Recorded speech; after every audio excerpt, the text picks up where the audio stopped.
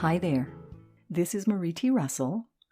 Welcome to the Inner Self audio version of Experiencing Ourselves on Life's Healing Journey. This article was written by Patricia K. and Barry Grundland and excerpted from their book, Cell Level Meditation.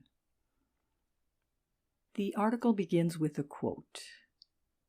"Go sit in your cell, and your cell will teach you everything." End of quote. This was ascribed to one of the Desert Fathers, Christian monks in the Seti's desert of Egypt. Life, by its very nature, is alive.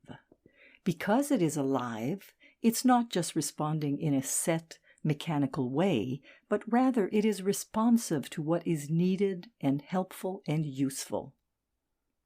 Cells might be considered as an archetypal template for life. They are the smallest unit of life. Once they are given a job, a function, they take on an identity and leap into the cell community as participants in life. The noble cells of your body can rest, take stock of the situation, and create solutions to problems. They can transform. They use creative solutions. In addition to their versatility, what makes the cells of the body so successful is their ability to cooperate. Sounds like we should be taking classes from them. Getting down to the cells.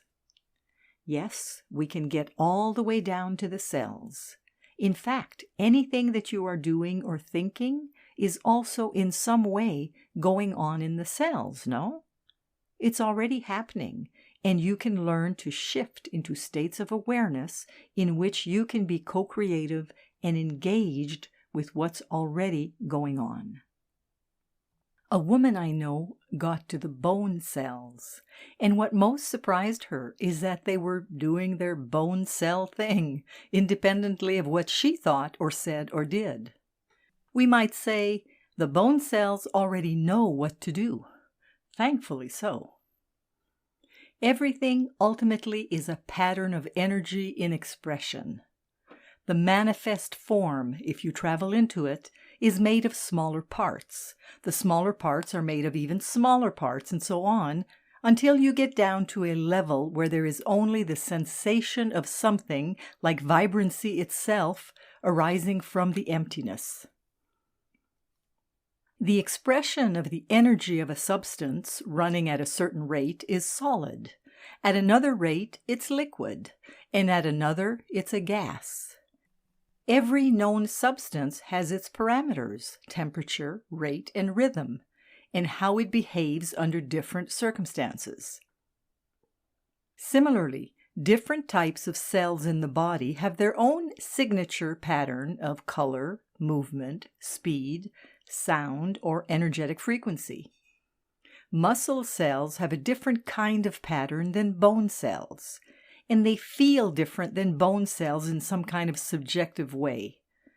The cells are working along with their own programming, and if you are suffering from an illness, you might find a sense of unease or disturbance when you get there. How do we work with that? Breathe to it. Experience it as it comes to you and be with it. Become it. Be responsive. Just keep breathing. Stay curious and simply wonder how to engage the experience fully, looking for clues. It seems counterintuitive to become the disease, but you may have a sense that you will find the road to healing mysteriously revealed to you by doing just that. Whatever you can imagine opens possibilities that can birth into physical reality. Seeing the cellular picture. Now, because I have worked in healthcare, I've had to study such things as biology and anatomy and physiology. So I've seen the pictures of cells in textbooks and under the microscope.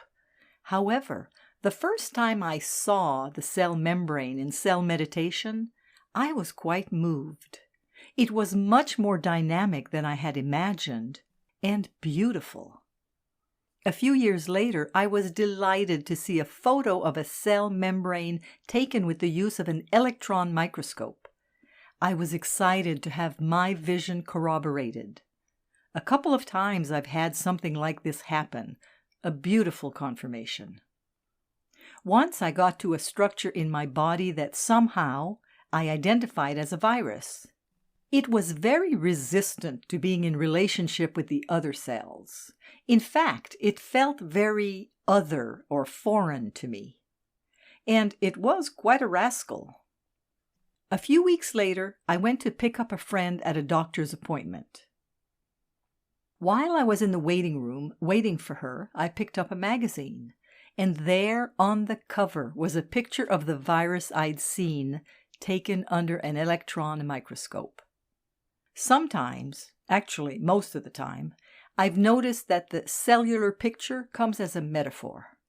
For example, one patient I work with has some problems with her cholesterol levels, and when she went in, she described to me some pipes.